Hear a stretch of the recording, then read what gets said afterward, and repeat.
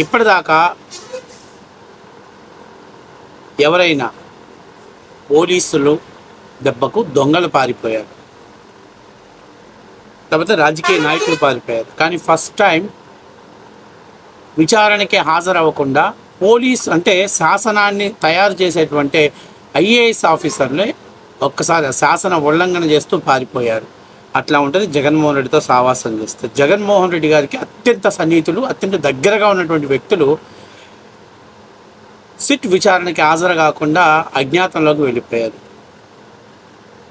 ఏంటి అసలు విషయం అంటే, ఏదైతే ఆంధ్రప్రదేశ్లో జగన్మోహన్ రెడ్డి ప్రెస్ మీట్లు పెట్టేటప్పుడు చెప్తూ ఉంటాడు, ప్రభుత్వానికి కాస్తో కూస్తో మద్యం మీద ఆదాయం వచ్చేది, కానీ చంద్రబాబు నాయుడు గారు తన బినామీలు దోచిపెట్టడం కోసం ప్రభుత్వమే మద్యం అమ్మే పాలసీని రద్దు చేసి ప్రైవేటు వ్యక్తులకు, చంద్రబాబు నాయుడుకి ఇష్టమైనటువంటి వ్యక్తులకు కట్టబెట్టాడని చెప్తూ ఉన్నటువంటి మాటల్లో గత 5 ఏళ్ళు ప్రభుత్వం మద్యం అమ్ముతూ ఆ మద్యం చాటున వేల కోట్ల రూపాయలని దండుకుంది వైసీపీ అండ్ జగన్మోహన్ రెడ్డి.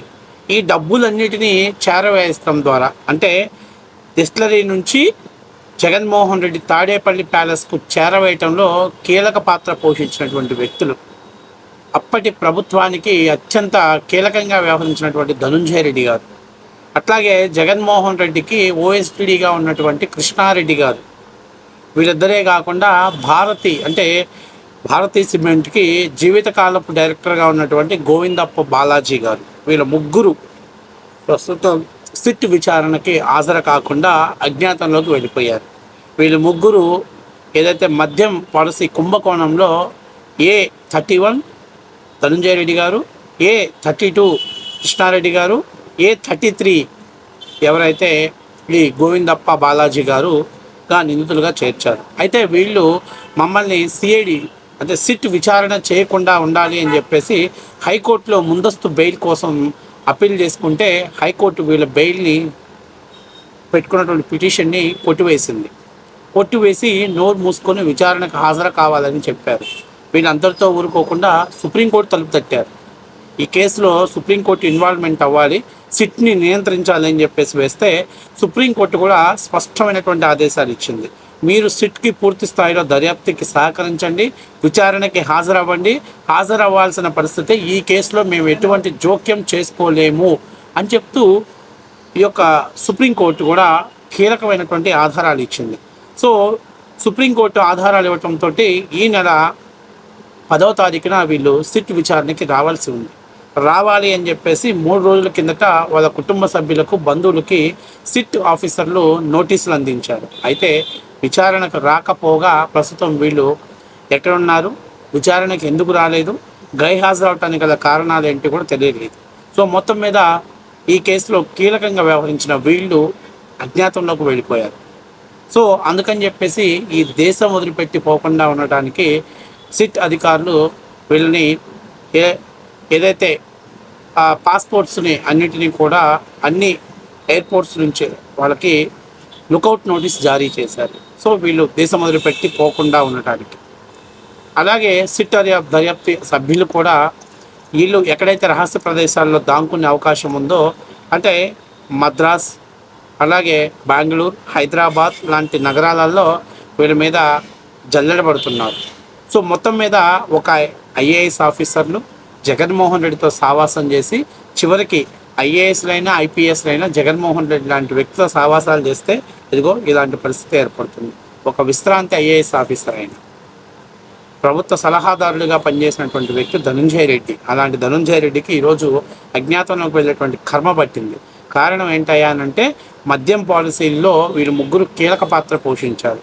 ఏదైతే ఈ డిస్టిలరీల మధ్య మరియు ప్రభుత్వం అంటే జగన్మోహన్ రెడ్డి మధ్య అనేక సార్లు వీళ్ళు సమావేశాలు ఏర్పడి ఏ డిస్టిలరీ నుంచి ఎంత వాటా రావాలి, ఆ వాటాని ఎట్లా చేరవేయాలి అంటే ఈ అనేటువంటి ఒప్పందాలు, అంటే సపోజ్ ఒక డిస్టిలరీ నుంచి ఇంత డబ్బు రావాలి, ఆ డబ్బుని జగన్మోహన్ రెడ్డికి అందజేసే విధంగా కసిరెడ్డి తీసుకొచ్చేసి ఈ ముగ్గురికి అందజేస్తే ఈ ముగ్గురు వెళ్ళి వాటిని బినామీ కంపెనీల ద్వారా, డొల్ల కంపెనీల ద్వారా అవి మళ్ళీ హవాలా రూపంలో జగన్మోహన్ రెడ్డికి వచ్చేలాగా ఏర్పాటు చేయడంలో వీళ్ళు కీలక పాత్ర పోషించారు. సో అనేక సార్లు వీళ్ళు తాడేపల్లి ప్యాలెస్లోను అట్లాగే హైదరాబాద్లోను డిస్టిలరీ వాళ్ళతోటి వీళ్ళు భేటీ అయ్యి ఏ డిస్టిలరీ ఎంతెంత పేమెంట్ ఇవ్వాలి, ఆ పేమెంట్ని ఎట్లాగా జగన్మోహన్ రెడ్డి కంపెనీల్లోకి లేదా జే ట్యాక్సుల రూపంలో మళ్లించాలనేది చాలా కీలకమైనటువంటి సమాచారం అంతా కూడా వీళ్ళ దగ్గర ఉండటంతో రాష్ట్ర ప్రభుత్వం వీళ్ళని అంటే ఈ కసిరెడ్డి రాజశేఖర రెడ్డి ఇచ్చినటువంటి విచారణ మీద కస్టడీ విచారణ మేరకు వీళ్ళందరినీ కూడా విచారణకు రావాలని చెప్పేసి సిట్ వాళ్ళకి నోటీసులు జారీ చేసింది. కానీ సిట్ నోటీసులు జారీ చేసిన తర్వాత వీళ్ళు ఏం చేశారంటే హైకోర్టుకు వెళ్ళారు. సో మమ్మల్ని అరెస్ట్ చేయకుండా, మమ్మల్ని విచారణకు రాకుండా మాకు ముందస్తు బెయిల్ కావాలని చెప్పేశారు. అయితే ఎప్పుడైతే ఈ ముందస్తు బెయిల్ కావాలని అడిగారో కేసు సుదీర్ఘమైనటువంటి విచారణలో ఉంది, నిజ నిర్ధారణలో దగ్గరకయ్యే ఈ సమయంలో మేము జోక్యం చేసుకోలేమని చెప్పేసి హైకోర్టు వీళ్ళు ముందస్తు బెయిల్ని కొట్టివేసి పడేసింది.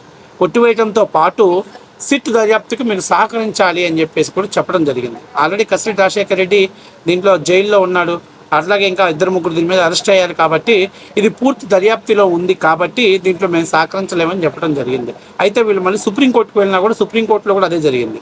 సో ఇప్పుడు జగన్మోహన్ రెడ్డి గారికి చాలా అత్యంత సన్నిహితులు. ఇప్పుడు జగన్మోహన్ రెడ్డి మీడియా ముందుకు వచ్చి సొల్లు మాటలు మాట్లాడతాడు. ప్రభుత్వానికి కాస్తో కూస్తో ఆదాయం వచ్చే మద్యం చంద్రబాబు నాయుడు తన బినామీలకు దోచిపెట్టాడంటాడు. మరి గత 5 ఏళ్లలో ప్రభుత్వానికి ఆదాయం వచ్చే ఈ మద్యం మీద విచారణ చేస్తుందని రాష్ట్ర ప్రభుత్వం నిర్ణయం తీసుకున్న తర్వాత ఎందుకు నీకు అత్యంత సన్నిహితంగా ఉన్నటువంటి వ్యక్తులు ఆ అజ్ఞాతంలోకి వెళ్ళిపోయారనే దాని మీద జగన్మోహన్ రెడ్డి మాట్లాడారు. జగన్మోహన్ రెడ్డి అసలు నేరస్తుల్ని పారిపోవటం ఏంటి నాకు అర్థం కావట్లేదు. ఒక ఐఏఎస్ ఆఫీసర్లో పారిపోవటం ఏంటి, ఇంత దరిద్రం ఏంటి? జగన్మోహన్ రెడ్డి నేను అడుగుతున్నా, జగన్మోహన్ రెడ్డితో సావాసం చేసిన వాళ్ళు జైలు కన్నా వెళ్ళాలి, అజ్ఞాతంలో కన్నా వెళ్ళిపోవాలి. మరి ఎటువంటి ఆధారాలు లేకుండానే హైకోర్టు మధ్యంతర బెయిల్ ఇవ్వటానికి యాక్సెప్ట్ చేసేదే కదా, మరి ఎందుకు నిరాకరించింది? సుప్రీంకోర్టు తలుపులు తట్టారు, ఎందుకు నిరాకరించారు? మరి పెద్ద పోటుగాళ్ళు అటువంటి దాంట్లో ₹1 కూడా అవినీతి జరగలేదు. జగన్మోహన్ రెడ్డి సొల్లు మాటలు చెప్తున్నారు కదా, మరి ఎందుకు విచారణకు రాకుండా గైహాజరుకయ్యారు? చుట్టూ దర్యాప్తుకి ఎందుకు ఎదుర్కోలేకపోతున్నారు? ఎందుకంటే మేడి పండు చూడు మెలేనుండు, పొట్ట విప్పి చూడు పురుగులుండు. జగన్మోహన్ రెడ్డి పెట్టే ప్రతి పాలసీలోనూ జే ట్యాక్స్ల్లో జగన్మోహన్ రెడ్డి భోషాన్ని తేలింది కాబట్టి జగన్ చెప్పే ప్రతి మాట కూడా ఇలాగే ఉంటుంది. కానీ గ్రౌండ్ రియాలిటీ జగన్మోహన్ రెడ్డి ఆంధ్రప్రదేశ్ను ఒక లిమిటెడ్ కంపెనీలా భావించాడు. ఆయన ముఖ్యమంత్రి అయిన తర్వాత ఈ లిమిటెడ్ కంపెనీల ద్వారా వేల కోట్ల రూపాయల డబ్బులు దండుకోవడం, వాటిని హవాలా రూపంలో తరలించడం కోసమే ఆయన ముఖ్యమంత్రి కావాలి. జగన్మోహన్ రెడ్డి ధనదాహానికి అసలు అద్దు పద్దే లేదు. నాకు తెలిసి ప్రపంచంలోనే ధనవంతుడిగా అవతరించాలనేది జగన్మోహన్ రెడ్డి లక్ష్యం. అయితే అది నెరవేరితే మాత్రం రాజకీయాల ద్వారా ప్రపంచంలో ధనవంతుడిగా మారిన ఏకైక వ్యక్తి వైఎస్ జగన్మోహన్ రెడ్డిగా చరిత్రలో నిలిచిపోతాడు.